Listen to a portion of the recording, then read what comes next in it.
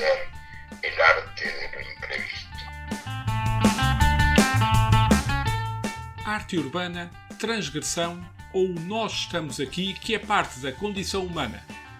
Futebol, adeptos e espaço público. Um episódio que saiu à rua e olhou à volta. Fala-se de stickers com António Jorge Gonçalves, desenhador, Aires Gouveia do Toculante, a dupla Bimi Monsters e Surir Assar, autor do livro Tifo, The Art of Football Fan Stickers.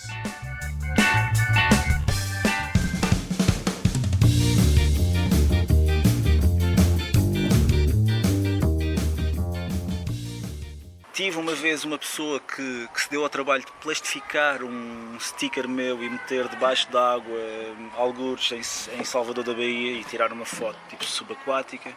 Por exemplo, no caso do José Pinhal é engraçado porque eu ouvi no documentário dele a filha dele a dizer ele foi guarda-redes num clube de futebol, e fiquei com isso na ideia. E depois houve um rapaz da Galiza que há uns tempos perguntou então eu autocolante do José Pinhal e não sei o quê. Eu, por acaso, já o tinha todo traçado, mas não tinha desenvolvido o resto.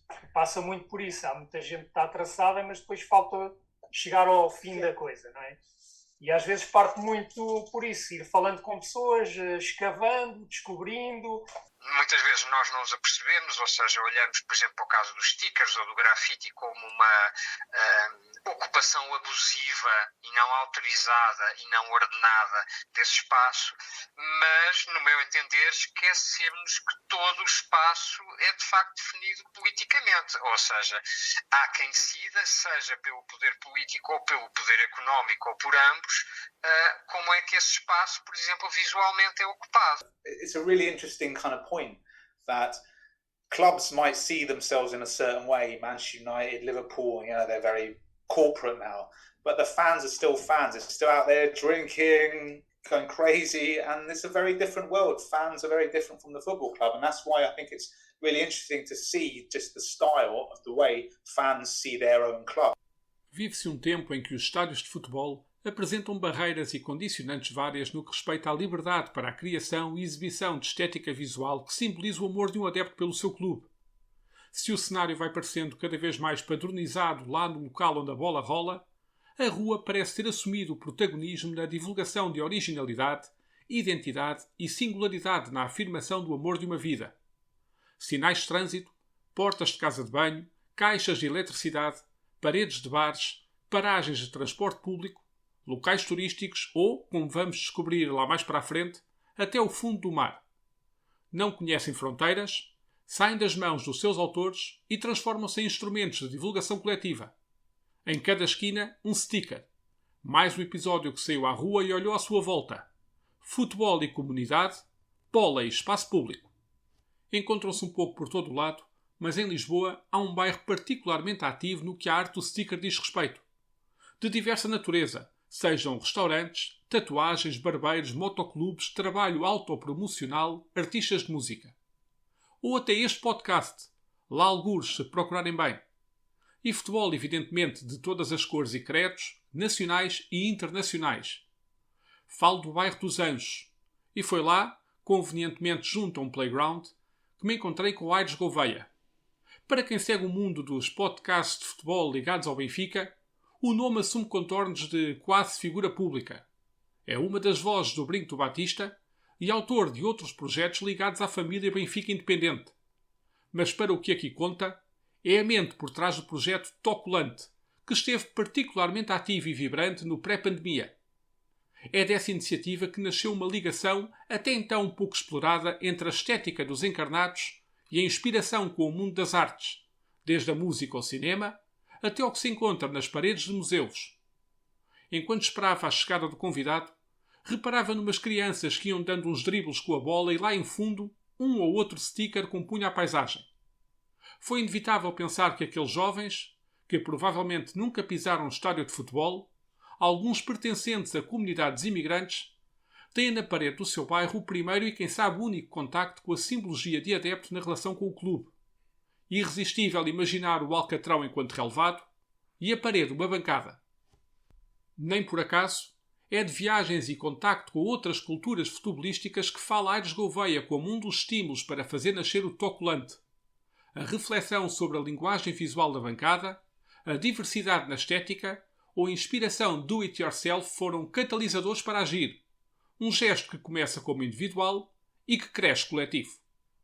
Mas começou por ser, no decurso tipo dessas viagens, em especial em países como que têm uma cultura onde este tipo de questão ou de cultura a nível de stickers tipo, está muito presente. A Alemanha tem uma cultura em termos da base, que vem da base do adepto mesmo.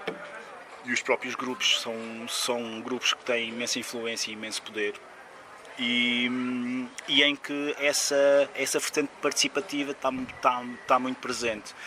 E era uma questão de eu olhava para esse tipo de cultura tipo tão vibrante, e eu olhava para cá e via um clube que tem uma massa adepta imensa. E atenção, não estou a fazer aqui uma glorificação do Benfica, porque o mesmo também ocorre no Sporting, no Porto, o Belenenses, enfim, tipo, é tudo grande, tipo, grandes instituições, e à sua medida e ao seu tamanho, tipo, tem também pessoas que querem agir e que querem fazer e que estão no meu lado da barricada. Atenção, isto aqui não é uma questão de cores, aqui, não é?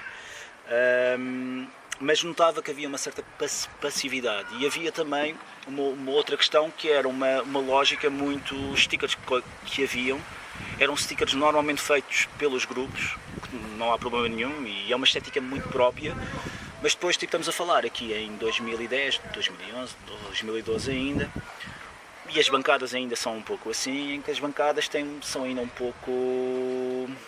como é que eu hei de pôr isso? Trazendo a testosterona.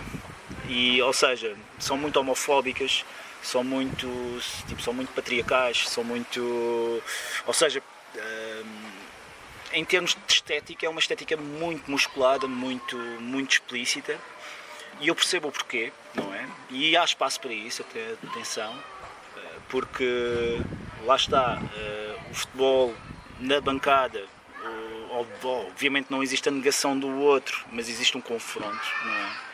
E isso é algo que também faz parte também, mas ao mesmo tempo também se sentia que podia haver espaço para outro tipo de linguagens visuais. Ou seja, por exemplo, eu queria também que uma pessoa que não estivesse naquela bancada, mas por exemplo, estivesse na bancada ao lado, pudesse se relacionar de alguma maneira com alguma imagem, e lá está, aquela questão do ser o catalisador, que aquela pessoa agisse e fizesse o seu próprio sticker. Aliás, eu acho que isso até foi o leitmotiv mesmo inicial, até foi mesmo pretender que as próprias pessoas fizessem, e eu fico muito contente quando eu vejo pessoas que me abordam e que dizem, olha, que tipo, comecei a fazer um sticker porque vi os teus stickers e não sei o quê, porque te ouvi não sei onde ali a dizer isto, e é fixe. E lá está, e daí também aquela questão entronca muito naquela questão de partir a nível técnico do como é que fazes, porque a maioria das pessoas até tem vontade, mas depois emperra ali um pouco na praxis, tipo, como é que eu vou fazer, não é? E isso, lá está, é uma questão de tentativa e erro, e é uma questão de partilha de informação, que eu acho que é só salutar e que é porreira. Mas sim, mas começou por ser uma questão estética, e lá está, claro, aí ias buscar muitas coisas à cultura popular, às minhas próprias referências, mas há sempre, cada sticker tipo, tem uma história. E aliás, há stickers que eu fiz há 10 anos atrás que hoje em dia eu olho para aquilo e já não me revejo assim tanto, não é? Porque pronto, aquilo é o produto de um trabalho feito num dado tempo, numa dada altura, com as dadas referências. Obviamente, eu hoje em dia tipo, já não estou a fazer assim tanto, e já não faço assim tanto há imenso tempo, porque também, lá está, a lógica de abrir espaço também, não é? E não é só a questão da falta de tempo também, mas é também um pouco essa questão de... Nunca fiz isso para ter um espaço mediático, para ter... Aliás, há muita malta que me vem, aborda-me com a questão do comprar, e quando fazem essa abordagem eu corto logo a conversa.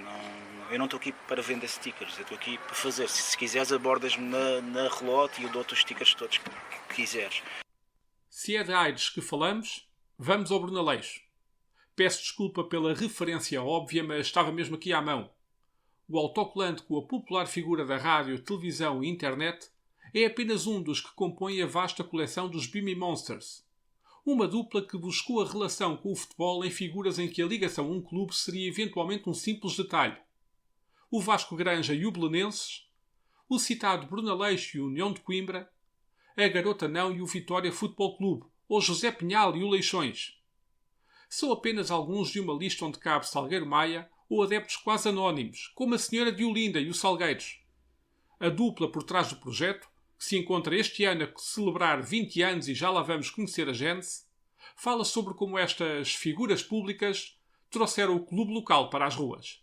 A cena basicamente é com outro amigo nosso, que não sei se tu conheces ou não, o Pontinha. Ele faz muito parte deste projeto das personagens do futebol. Ele está muito ligado a essa gênese. Não é? Sim, ele às vezes manda-nos mensagens: tenho um autocolante não sei de quem. Yeah. E um gajo, a partir daí, primeiro vamos buscar imagens na internet, que às vezes é difícil, como no caso do Vasco Granja, que já faleceu há bastantes anos e não há grandes... Ou do Salgueiro Maia, em que não há grandes imagens das pessoas, porque são personagens de outras décadas, vá lá. E naquela altura a fotografia não estava tão avançada como hoje em dia. Não havia net, não se partilhava tanto, não é? E então parte pela busca da fotografia, parte por falar com as pessoas e descobrir de que clube é que eles são. Por exemplo, no caso do Vasco Granja e Belenenses até é fácil, por causa de amigos que temos em comum com o Pontinha, que fazem parte da Fúria Azul e são do Belenenses, que nos dão essas dicas, não é? Mas, por exemplo, do José Pinhal foi difícil. Sim, José Pinhal foi... Teve que se pedir à filha dele Sim. de que clube é que era fixe pôr no autocolante. Pronto. Sim. Dele fazer parte. O José Pinhal, basicamente, só existe aquela fotografia. Há outras, mas estão muito longe ou estão desfocadas. Então parte daí a descoberta do clube... porque eu vi por exemplo, no caso do José Pinhal é engraçado porque eu ouvi no documentário dele a filha dele a dizer ele foi guarda-redes num clube de futebol, e fiquei com isso na ideia. E depois houve um rapaz da Galiza que há uns tempos perguntou então e o autocolante do José Pinhal e não sei o quê. Eu por acaso já o tinha todo traçado, mas não tinha desenvolvido o resto. Passa muito por isso, há muita gente que está traçada, mas depois falta chegar ao fim da coisa, não é? E às vezes parte muito por isso, ir falando com pessoas, escavando, descobrindo, contatar este ou aquele, como no caso do Bruno Aleixo, por exemplo, com o Pedro dos Ramos da Arregaça, com a Claque, estás a perceber? Ou no caso dos autocolantes dos Salgueiros, com o próprio presidente dos Salgueiros, o Gil. Chegamos à conversa com ele e... É pessoal que conhecemos, pronto, sim, conhecemos pessoalmente e que vêem e pedem, não é? Sim. Porque é aquela, epá, vocês fazem isto, é tão fixe. Pronto, mas ele não é, que o crédito está mais aqui deste lado. Não podiam fazer esta personagem. A Diolinda foi assim que surgiu, que era a adepta, se calhar era a adepta mais velha do Salgueiros. Sim. E que foi aquela, olha, vamos com o Pontinha a falarmos e com ela, vamos fazer um autocolante do Salgueiros. Quem é que devemos fazer? Falámos com pessoas ligadas à claque do Salgueiros e eles disseram, a Diolinda, infelizmente tinha falecido há pouco tempo, e eles disseram, façam da Diolinda. E no caso da Diolinda só havia aquela imagem, não há outras fotos dela, só havia aquela a preto e branco. Isso é um problema. E pronto, a cor dos olhos. Por exemplo, o Salgueiro Maia não... há muito poucas fotos a cores dele boas. Que dê para perceber como é que tu pões a cor dos olhos. Pronto, isto são tudo coisas que a gente vai discutindo ao longo do projeto, mandando-lhes fotografias para o pessoal. Olha, o que é que tu achas? O pessoal, faz mais assim ou assado. Pronto, é um processo que ainda demora algum tempo. Não é uma coisa assim que se faz se faz rapidamente, percebes? Envolve mais trabalho do que aquilo que as pessoas pensam. Até porque eu depois faço tudo no computador. Às vezes tenho a imagem já desenhada, mas depois, através da fotografia, é traçada por cima, as cores, às vezes até a própria cor da pele, descobrires aquilo ou a cor dos olhos, como ela dizia, não é fácil. É um processo que ainda demora algum tempo, mas é a parte também acaba por ser uma parte muito engraçada do projeto, percebes? A questão do José Pinhal foi muito engraçada, porque nós demos um autocolante. Tenho a certeza que ele é deste clube. Eu sei que ele até tirou um screenshot da mensagem da filha a dizer de onde é que ele tinha sido guarda-redes do clube. Então não, pá, foi dito pela filha, portanto temos que acreditar. A filha não tinha razão nenhuma para mentir. Sim. Outros é mais óbvios, tipo a garota não, é óbvio, é de Setúbal. Sim. Ela própria diz que quer fazer a consagração da carreira no estádio do Vitória. Yeah. Os autocolantes são um tributo a figuras que a dupla admira e o feedback tem sido o melhor. E a prová-lo, partilhei com os Bimis a própria experiência que registrei quando me desloquei a Coimbra, no episódio 4, para gravar com os Ramos da Arregaça. Entre as souvenirs que aquela boa gente me brindou no regresso para Lisboa, lá estava o autocolante do Bruno Aleixo. Esse foi talvez o autocolante que deu mais... Porque eles adoraram. Sim, o pessoal do Bruno... Da própria produção do Bruno Aleixo. Do Bruno Aleixo adoraram. Então às vezes alguém partilha um autocolante, ele partilha no Instagram e eles falam daquela... porque tivemos não sei aonde. E pronto, e isso também é fixe para nós. E também dizer que gosto imenso do Homem do Bussaco do Anadia, atenção. Sim. Sim, e a questão também às vezes há esta coisa de tu não saberes como é que as pessoas vão reagir, percebes? Porque há muitos... Nós não temos autorização, entendes? Nós pegamos na imagem, falamos com esta pessoa aquele, mas não há realmente uma autorização ou de um familiar ou da pessoa em si, não é? Isto é um trabalho que nós fazemos também para homenagear ou um tributo a pessoas que a gente gosta e se identifica com as suas ideias, etc. Pronto, e é muito fixe, por exemplo, a garota não mandou-nos uma mensagem quando lhe chegou o autocolante às mãos. Ele publicou um autocolante não sei onde e ela mandou uma mensagem: ai, gostava tanto de ter cromos destes. E nós mandámos, eu pedi-lhe a morada e mandámos. Temos uma relação muito fixe com ela. Pronto, e é uma pessoa que eu gosto muito e gosto muito da música e das letras e a postura dela relativamente à vida. E pronto, e isso é muito fixe, ela sentiu aquilo como uma homenagem ao trabalho dela e isso foi muito fixe também para nós. Foi o cruzamento de diferentes formas de expressão artística que fez nascer há 20 anos os Bimmy Monsters. Ainda não estava a bola no horizonte e o trabalho ficava-se pelos monstros. Pese embora a existência de um bichinho da bancada. Olha, os Bimmy Monsters nasceram em 2005.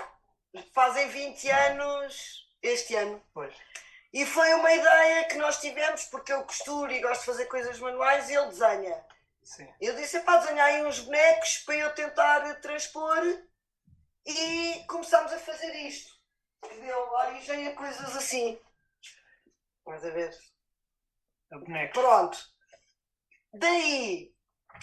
isso deu para asa muitas coisas, desde serigrafia, que vês no Instagram, roupa com prints, etc. Tudo à volta dos bonecos. Tudo à volta dos bonecos. Sim. E, portanto, ele já fazia um bocado autocolantes. Sim, eu já fazia autocolantes antes de ter começado esta aventura dos Bimis com ela. Estava envolvido na cena graf também, grafite, não é? E a partir daí... Pronto, comecei a desenhar mais. Eu sempre desenhei personagens, nunca fui muito atrás do nome e da fama, que é a gênese do grafite, né? Eu sempre fui mais de desenhar characters ou personagens. E daí peguei na cena dos Bimis, dos Bimmy Monsters, e transportei isto para a rua. E começámos primeiro por autocolantes também de bonecada. Era bonecada. Os primeiros eram bonecada. Bonecada também com mensagem, não só o boneco por si, mas também algumas, tanto t-shirts como pintadas que fazíamos, tudo sempre com mensagem por trás. Mas não começou pela cena do futebol. Nós sempre estivemos ligados ao futebol, desde os anos 90 que fazemos parte da malta do Estoril Praia, lá da Claque e etc. Embora agora não estamos tanto ligados, continuamos a manter esse contacto. E essa é a nossa ligação ao mundo do futebol, digamos. Também Aires Gouveia tem um passado feito de experimentação artística antes da relação dos stickers com o futebol, as ciências sociais e a multidisciplina, ou a ideia do espectador inquieto, inconformado e que toma em mãos a busca por abrir caminhos para a estética do seu emblema, contribuíram para mais ação e menos passividade. Eu não sou de design, não venho da área de artística, não venho... Aliás, a minha formação é uma formação em ciência política e relações internacionais.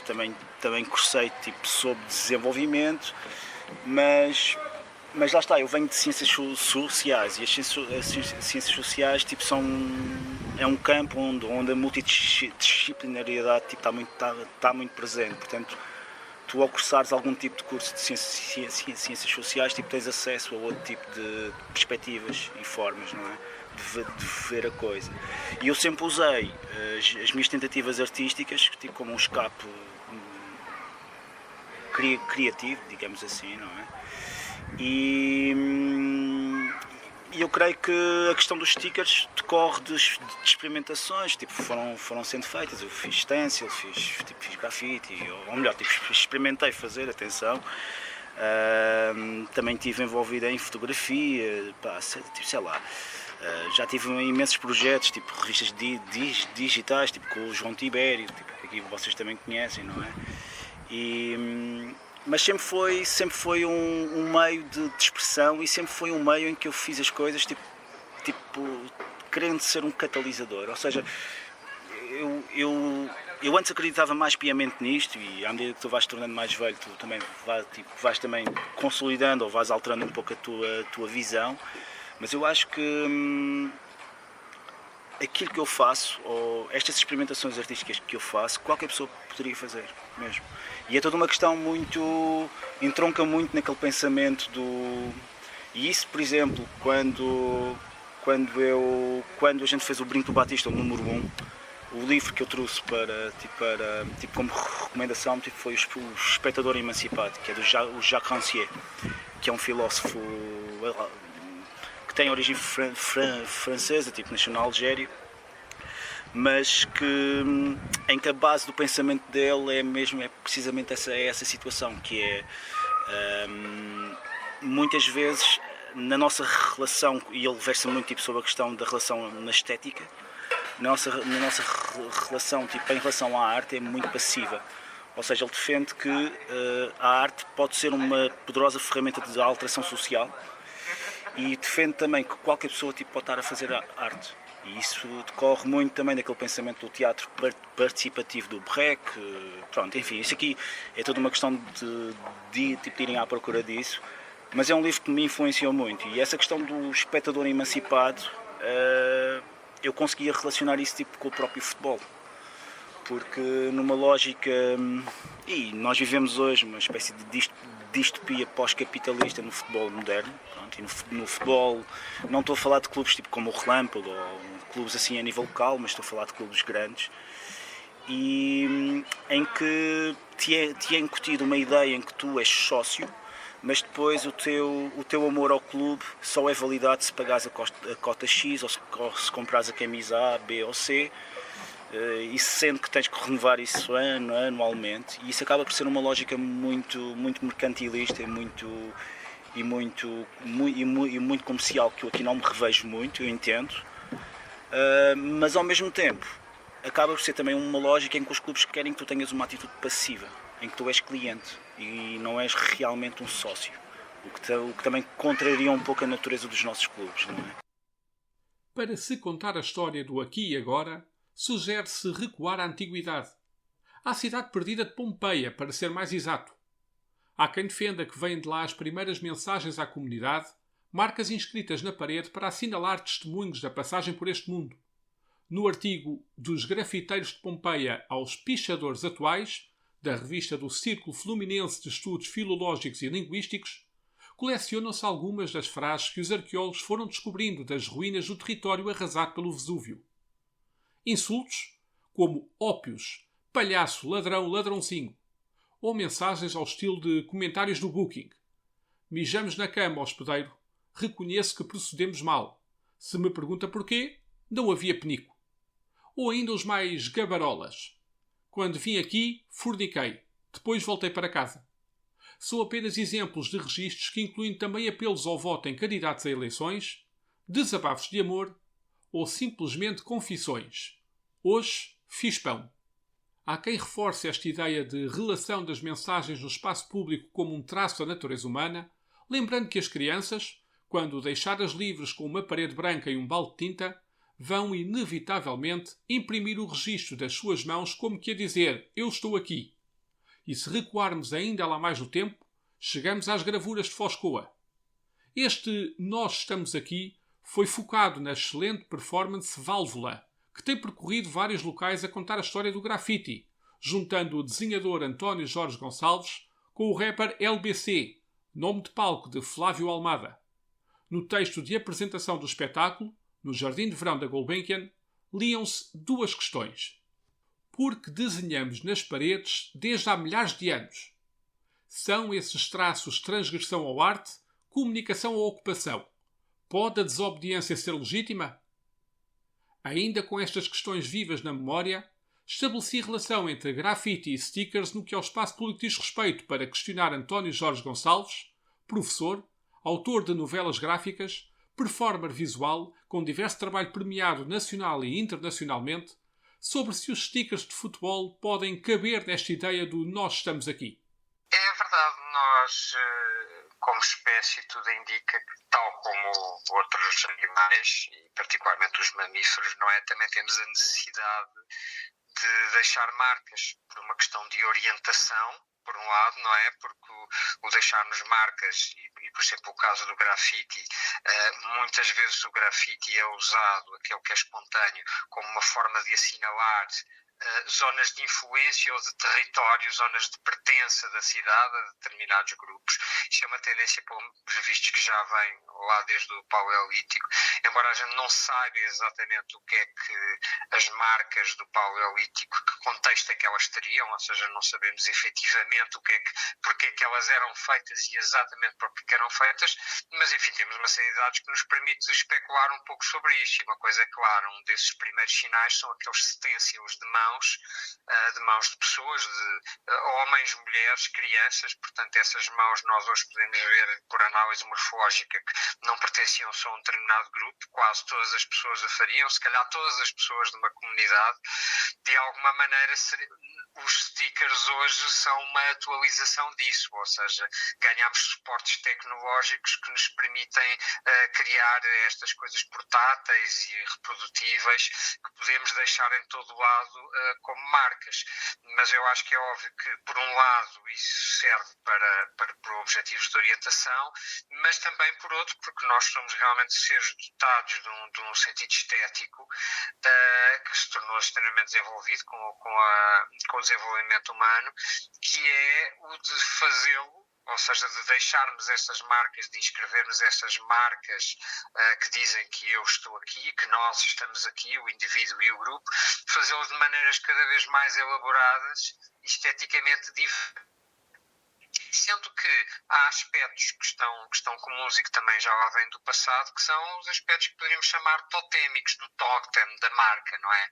Tanto que vemos que, por exemplo, o consumo hoje, ele próprio, se organiza muito à volta de marcas, da mesma maneira como cada clube tem a sua identidade, não só com as suas marcas e mascotes e sinais de armas, mas também pela cor. Ou seja, é a criação realmente dessas marcas, dessas imagens populares que nos congregam, seja política, religiosamente ou desportivamente à volta do grupo.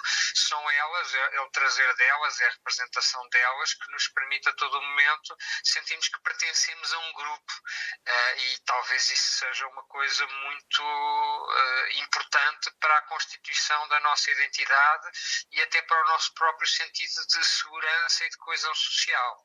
Ou seja, se temos aspectos que são perturbadores, que é o caso em que existe a utilização de símbolos, estão, por exemplo, a lembrar do caso do Ku Klux Klan ou de outros grupos com práticas violentas e discriminatórias, ou até do próprio caso do nazismo à volta do símbolo usado, que é esses símbolos e a ostentação desses símbolos é uma maneira de nós dizermos nós pertencemos a este grupo e não ao outro. É uma maneira de nos diferenciarmos, de encontrarmos a definição de uma identificação.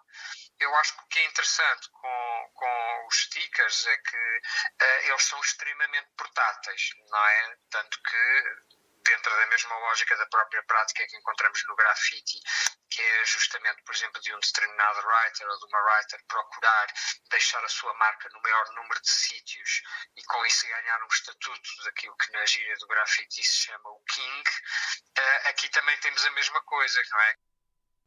Já se falou de viagens e de como o sticker anda de mão em mão.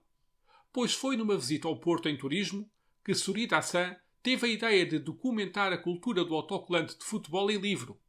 Nasceu em 2024 o TIFO, The Art of Football Fan Stickers.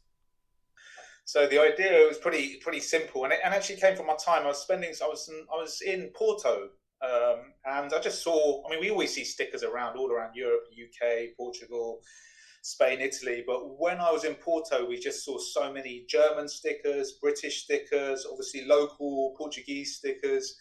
And then I just started snapping away, and I was with my wife and my son, and I was like, this is just a good idea for a graphical book. Now we work in publishing. You're always looking for those ideas that kind of are great, graphical. And my business partner, the guy I've worked with for years, we made documentaries, we made books together, and he's based in Belgium. He's half Japanese, and I told him this, and he started snapping pictures. So then it just, what happened for the next couple of years, we just, wherever we went on holiday, whenever we're in town, we just snapped loads of pictures. So there's lots of pictures from Portugal, Italy, Spain, the UK.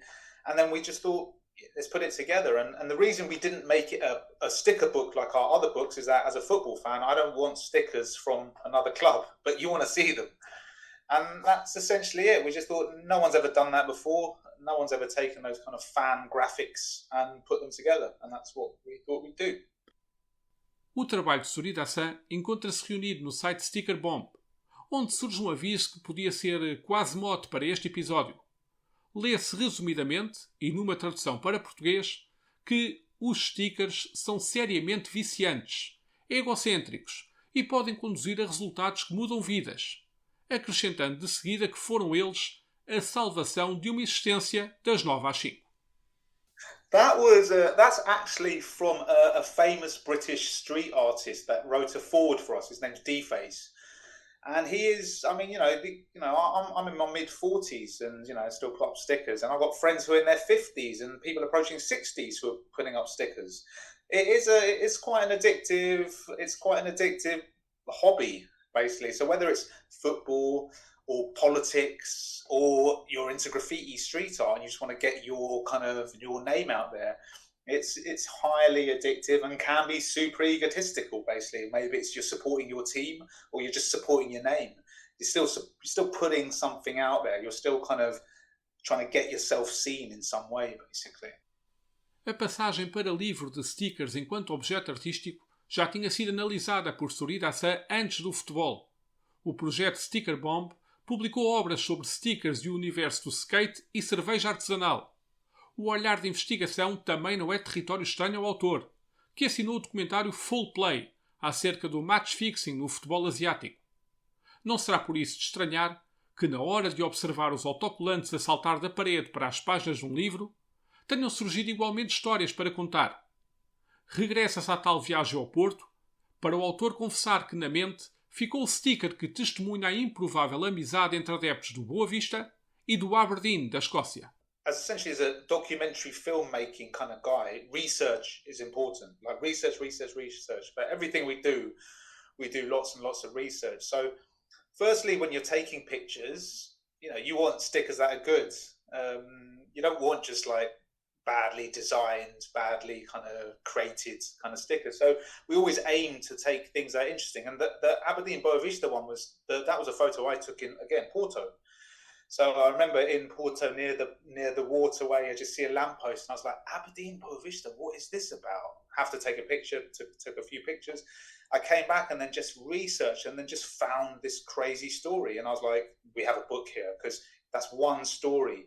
Could you imagine all the stories between the Italian clubs and the Spanish clubs and the British clubs and the Scandinavian clubs? And then stories just kept on coming. And, we reach out to a few kind of fan guys and then people who make these stickers, we know this from graffiti and street art. Not many people want to talk, but there's so many forums now. There's so much like Reddit and there's so much Instagram and social. It's very easy for us to piece together with good research and good writing. It's quite easy to piece together the story. So as long as the stickers are good and the designs are interesting and the stories are good, we get to kind of put them together and present it to the public.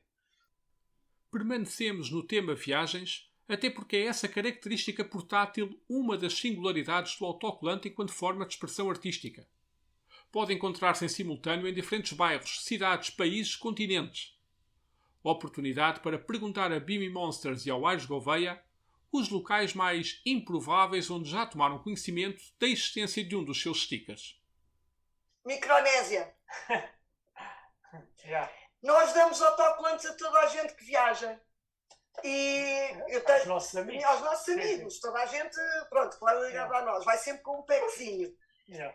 E tínhamos uma amiga que viajava pelo mundo todo. E isto foi o sítio, ela teve a Nova Zelândia, etc, etc. O Micronésia foi assim o sítio mais remoto onde nós sabemos e temos a certeza que chegou o autocolante. Sim, sim. A Bali. A Bali. A Bali também. Basicamente, e depois, eu não sei se tu sabes, mas aliás, se calhar calha um bocado na pergunta que também vais fazer, mas a cena do sticker tem uma coisa que é a partilha e a troca. E troca-se autocolantes com pessoas de todo o mundo. Então isso faz com que uma pessoa que viva no Brasil vai colar os seus autocolantes em São Paulo e nós pegamos nos deles aqui em Portugal e espalhamos por Portugal. É uma maneira da tua arte viajar, digamos. Estás a ver? E isso faz com que a gente dê os autocolantes às pessoas e as pessoas, como viajam, acabam por colar nestes sítios. Não é? O Vaticano, por exemplo, também. E é giro ver pessoal que gosta dos autocolantes, não tem nada a ver com isto, mas de repente começa a ganhar coisas e sempre vai, e quando vai para lá, quer autocolantes para ir colar. Só que não tinha nada a ver com o mundo do autocolante, com o mundo do grafite, a arte de rua, nada. Nada a ver, mas acham um piadão e depois querem. Olha, não tenho na Austrália, nunca tive ninguém que... Eu já dei a imensos australianos, mas nunca consegui, ou pessoas que vão para a Austrália, mas por alguma razão nunca obtive nenhum... Nunca ninguém me enviou uma foto de volta com isso. Mas tenho em sítios super improváveis, como, sei lá, eu nem sei se posso dizer bem isto, mas tenho ali no sul do Líbano, perto de uma cidade que acho que é Tiro, há ali um campo de mártires do Hezbollah, por exemplo, que não é uma coisa muito óbvia, por exemplo, e a pessoa que tirou a foto arriscou imenso. Também já estive em Cabul, também, o que também não é muito fácil. Tive uma vez uma pessoa que se deu ao trabalho de plastificar um sticker meu e meter debaixo d'água, algures em Salvador da Bahia, e tirar uma foto tipo subaquática, tipo no céu de Benfica debaixo d'água, não é? Mas sei lá, há vários sítios assim um pouco improváveis que são sítios até um pouco incomuns e que eu vejo que as coisas chegam, não é? No caso de Aires Gouveia, as viagens que os stickers do Tocolante foram fazendo acabou a ser registada no mapa interativo. Hoje já não se encontra atualizado, mas quando esteve pujante, lá atrás do tempo, representou não só uma forma de documentar o percurso dos autocolantes, mas igualmente um estimulante desafio de geolocalização para o autor. Eu devo ter para aí milhares de fotos que eu não postei. E aliás, esse próprio mapa não está atualizado porque está só até ao início da pandemia, porque o Instagram nessa altura mudou as regras de acesso, ou seja, basicamente explicando o mapa. O mapa é da autoria de um grande amigo meu, um irmão também. Eu chamo irmão porque ele também nasceu na Madeira e cresceu comigo, o Pedro Campos, e que também é benfiquista e que é engenheiro e tem capacidades técnicas que eu aqui não tenho, não é? E então ele desenvolveu um mapa, ele trabalhou durante imensos anos tipo em geolocalização, portanto, tipo para a Here e depois para outras empresas. E então basicamente ele tinha aí conhecimentos, então ele fez um mapa em que, ligando a cada postagem que eu fazia no Instagram, automaticamente iria aparecer um ponto no mapa. Ou seja, havia essa conexão. Só que em 2020 o Instagram fechou um bocadinho essa porta e tínhamos que fazer isso manualmente. Aliás, o mapa ainda está ativo, mas irá estar desativo nos próximos tempos, porque estamos a pagar imenso e não estamos realmente a atualizar aquilo. Mas iremos arranjar uma outra solução, nem que seja tipo manualmente a pôr isso, não é? Mas pronto. Mas sim, mas o mapa acaba por ser um pouco... E o mapa, por acaso... Atenção que eu ao fazer isto não estou a inventar a roda. Eu nunca estive aqui a inventar a roda. Aliás, em arte, neste tipo de coisas, ninguém inventa nada, não é? Atenção. Mas inspirei-me numa história que eu tinha lido em 2011, 12, 13, talvez, não sei. De um tipo que era adepto do Dinamo Dresden e que ou era do Union Berlim, portanto, eu não sei se era do Union Berlim ou se era do Dinamo Dresden, agora tipo não me lembro. E que basicamente ele andava a espalhar stickers por todo o mundo a viajar. E eu achei, olha, isto é interessante, mas fazendo uma ligação em que haja um mapa onde tu consigas ver onde é que as postagens estão. Porque isso também acaba por também ser um bocadinho de quase tipo de geocaching, porque obriga-me a mim, quando as pessoas enviavam uma foto, eu tento mesmo meter aquilo no sítio exato. E muitas vezes as pessoas mandam uma foto a dizer tipo Sarajevo. E eu assim, ok, tipo Sarajevo é muito vasto, ok, não é? Então obriga-me a estar a pesquisar às vezes, a tentar ver algum tipo de referência, algum tipo de coisa. E isso até me dá gozo. Para concluir o tema das viagens, será oportuno referir que Aires Gouveia é madeirense, o que significa que sabe como poucos o que é isso de viver a experiência de apoiar um clube à distância. Atualmente, já pode ir à luz sempre que quer, mas o passado enquanto jovem adepto insular está refletido no presente. Eu lembro-me, eu nasci numa ilha, a 1000 km daqui, não é? Tipo na Ilha da Madeira. E eu nasci na década de 80, 83, neste caso, numa lógica super analógica. Isso significa o quê? Isso significa que não havia viagens low cost. Ou seja, a minha primeira ida ao Estádio da Luz tipo, foi só aos 18 anos. E a minha primeira vez que eu vi o Benfica foi, eu acho que até consigo dizer de cabeça, dia 11 de março de 1994. Que foi um Marítimo Benfica. Eu gosto muito do Marítimo e o Marítimo também é um clube que eu tenho muito afeto, atenção. E foi até um empate, o que foi até fixe. Mas lá está, ou seja, a minha relação com o Benfica passava muito por pessoas que iam à Madeira e me davam um cascolo também. Ou seja, hoje em dia o que eu estou a fazer é basicamente a retribuir. E estou a criar stickers e as pessoas dão stickers. Eu adoro fazer uma coisa às vezes, tipo quando estou em viagens ou quando eu vejo alguém com um miúdo qualquer que eu vejo que é benfiquista ou algo assim do género, que é ir lá e dar um sticker, tipo, estás a ver? Tipo, só para ver a reação mesmo. O que hoje em dia também levanta algumas questões, porque também não vais fazer abordagens assim a crianças assim na rua, mas obviamente não, mas é... E até porque os pais também tipo, são muito mais celosos também, e ainda bem, com pessoas com quem as crianças ou os seus filhos tipo, estão a falar, mas havendo essa interação ou havendo essa anuência, é muito fixe ver é muito bom ver essa reação, e é na prática aqui um retorno ao passado. Lá está, aquele retorno à infância que o Javier Marias fala sempre, que é uma frase imensamente citada, não é? Que é, o futebol tem esse condão, tipo, tem esse condão de despertar boas memórias, e isso eram boas memórias. Se falamos de ruas, bairros ou do autocolante enquanto arte urbana e veículo de mensagens, é inevitável que a reflexão vá acabar na transgressão, presente em qualquer manifestação artística em espaço público. O caso do grafite será eventualmente o mais mal visto, vamos dizer assim, no que respeita a uma ideia de estética de ocupação, em particular o tag. Contudo, é comum verificar-se que nas cidades são substituídos sinais de trânsito ou as paredes são limpas de autocolantes. Mas e então? Quem é que define o que é ou não uma mensagem não solicitada? Os painéis digitais que surgem como cogumelos com imagens publicitárias são aceitáveis? E se sim, o que difere uma comunicação da outra? O dinheiro envolvido? E se também aqui a ocupação de espaço é igualmente um traço civilizacional? O António Jorge Gonçalves explica. Eu acho que uma coisa que o sticker tem que é muito notória ele opera de uma maneira muito clara num princípio que eu acho que é o princípio que nos rege enquanto humanos, não só humanos, também no caso de outras espécies, e em particular nas cidades, porque são sítios de grande concentração demográfica, que é o princípio da ocupação.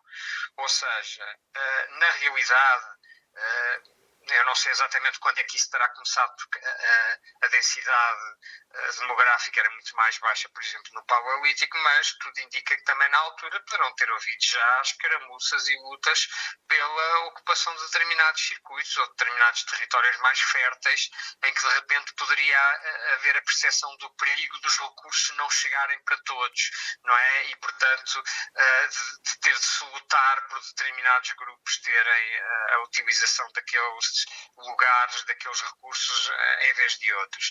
Eu acho que isso nas cidades é muito notório, porque se nós formos reparar, o espaço é finito, não é? Eu imagino muitas vezes o exemplo do elevador, não é? Que é, não cabe toda a gente no elevador. Aquilo chega a um momento em que apita porque tem excesso de peso. Então, pode haver demasiadas pessoas para entrar no elevador numa determinada vez, mas a verdade é que não podem. E, no fundo, o princípio das cidades e toda a paisagem urbana é essa. O que acontece é que muitas vezes nós não nos apercebemos, ou seja, olhamos, por exemplo, para o caso dos stickers ou do grafite como uma ocupação abusiva e não autorizada e não ordenada desse espaço, mas, no meu entender, esquecemos que todo o espaço é, de facto, definido politicamente, ou seja, há quem decida, seja pelo poder político ou pelo poder económico ou por ambos, como é que esse espaço, por exemplo, visualmente é ocupado. E o caso da publicidade é um desses exemplos que é muito claro, que é toda a autorização para a ocupação com intentos publicitários. Não estou a falar só dos cartazes e dos anúncios, mas, por exemplo, de todas as placas, quer indicativas, quer de sinalização das próprias lojas, é definido pelo poder local, por exemplo. E é uma questão que, se nós formos a ver, raramente vai a votos entre a população, entre as comunidades. É uma coisa que eu acho muito curiosa, que é, reage-se muitas vezes com muito ardor à questão, por exemplo, do grafite espontâneo, ou essa questão como a ocupação dos grafites sobre os espaços codificados, como de sinalética, etc., mas a verdade é que são instalados, então, hoje em dia, LCDs e imagens luminosas de grandes dimensões e de grande intensidade luminosa, que muitas vezes até interferem com a própria segurança rodoviária e o conforto das pessoas, e isso efetivamente não é posto em causa, não é? Ou muitas vezes é instalada publicidade de grandes dimensões, por exemplo, a cobrir obras, sejam elas públicas ou privadas, e essa invasão do território por imagens que não só têm uma determinada característica estética e representam, por exemplo, determinados valores, porque a publicidade ela também é política, no sentido, vamos, por exemplo, ver a maneira como o ser humano é retratado na publicidade, ou seja, a quantidade de mulheres jovens, magras, brancas e de um determinado biotipo é-nos imposto como uma imagem e que nos condiciona na nossa própria construção da apreciação da beleza humana, por exemplo. Tudo isso, já para não falar de que essas imagens pretendem-nos vender produtos, tudo isso é-nos colocado nas cidades da maneira mais discreta e da maneira mais óbvia, sem que haja um questionamento.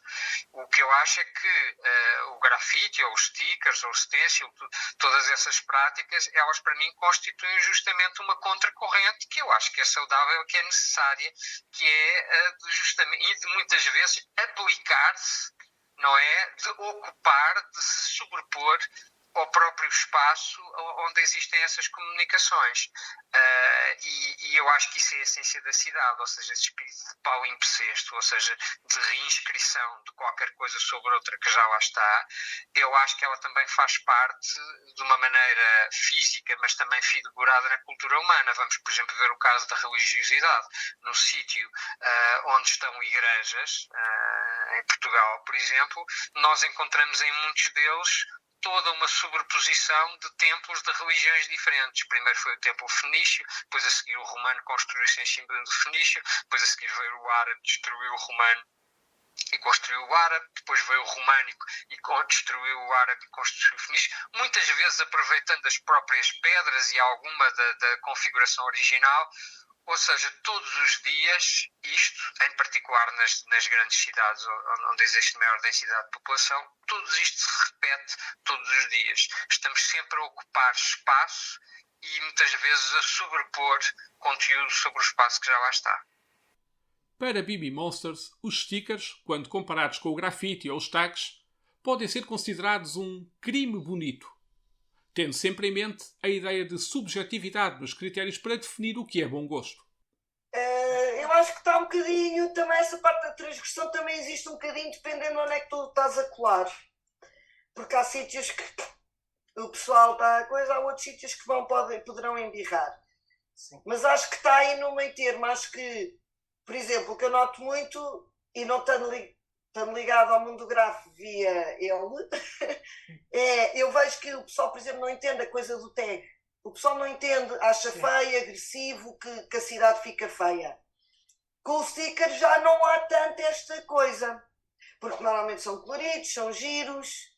Só para tu veres, houve aqui um rapaz aqui em Aveiro que nos contatou, porque andava a passear, teve uma filha, e andava a passear no carrinho aqui com as avenidas, então começou a ver os autocolantes, então o desporto dele era, cada vez que ia dar uma volta no carrinho com a filha, era a descobrir onde é que andavam monstros novos. Ele mandou-nos um e-mail para criar autocolantes para a bicicleta dele.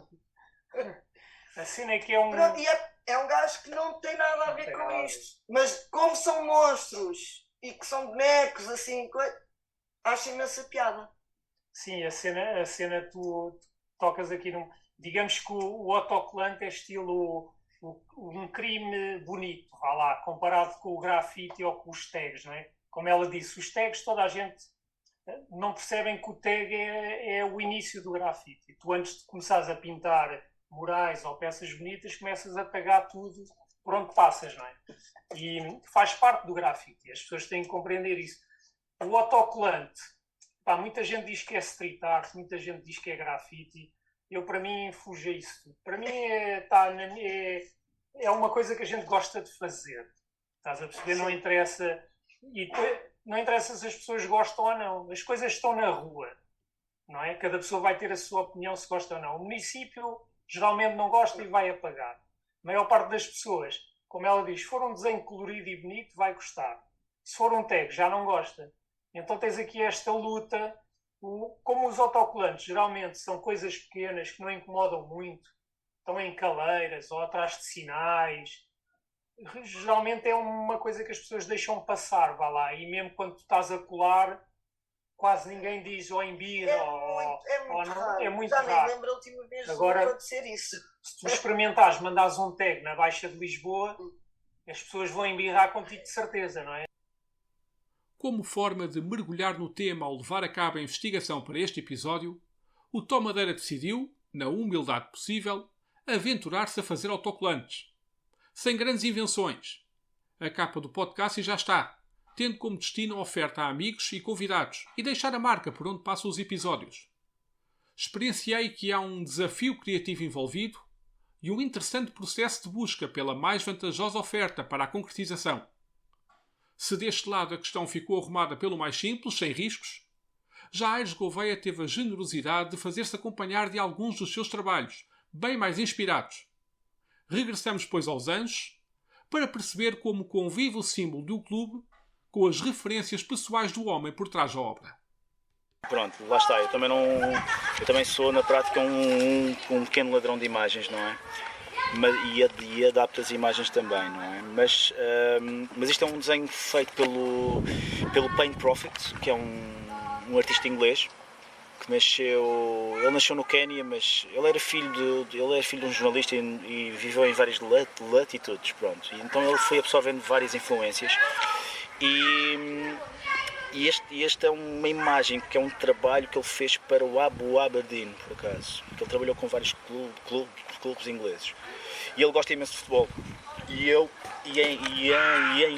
Em Inglaterra tu tens um culto a um pintor que se chama o Lowry, que ficou muito afamado pelas suas matchstick figures, que eram pequenas imagens. Ou seja, o Lowry era uma pessoa muito particular no seu tempo porque ele retratava muito paisagens mundanas do pós-Segunda Guerra Mundial, onde o futebol estava muito presente. O futebol, a ligação do futebol à indústria, à fábrica, e então o Paint Profit, que tem aqui influências aqui um bocadinho de Chagall, tem aqui um bocadinho tipo brutalista, eu gosto imenso disto, e então ele pega um bocadinho nessa ligação e passa um bocadinho para, para o seu trabalho. Ele é um adepto do Port Valley, acho eu, é isso mesmo, mas ele fez imenso trabalho para o Arsenal, para o Aberdeen, para imensos clubes. E esta imagem aqui, eu fiz esta imagem porquê? Porque, lá está, eu falei ainda há pouco sobre a questão do futebol ser um bom veículo de transmissão de amor familiar, e eu represento esta imagem. Para mim é como se fosse tipo from father to son, ou de pai para filho, ou que aliás pode ser o amor clubístico, pode ser dado pelo vizinho, ou pelo teu padrinho, ou por qualquer pessoa, atenção, mas é muito engraçado porque representa aquela transmissão contínua de valores, e isso para nós enquanto sociedade parece que não é algo que é muito importante e é muito interessante também, não é? Como nota final, refira-se que o livro The Art of Football Fan Stickers encontra-se atualmente esgotado no site Sticker Bomb, mas nada temam. O autor refere que uma nova edição, revista e melhorada, está para sair em breve. Aliás, os planos de expansão deste projeto em torno de stickers e futebol têm ainda muito por onde caminhar. Para Suridasan, será possível contar a história de um certo momento da vida de um clube de futebol através deste registro deixado pelo olhar estético do adepto. But very happy to say next year a better edition will come out. And the idea is to try and make this book like ever evolving, so every few years we'll bring out another edition. It becomes thicker and fatter, because for me this book is much more of a trivia book. It's like if you're a football fan, you get to learn about European football 20 years ago through a sticker. Where we talk in here, there's a story about the corruption of Parma Football Club in Italy, one of Europe's biggest corruption scandals involving like the supermarkets. It's crazy. And then obviously you've got stories like the Boavista Aberdeen, but then you've got other stories about happiness, sadness. It's a really, really fun trivia football book, and I don't think anyone's ever done that before, so we intend to just keep on evolving it, and then eventually do a Latin American version, do an Asian version, African version, and just like really kind of celebrate the sport through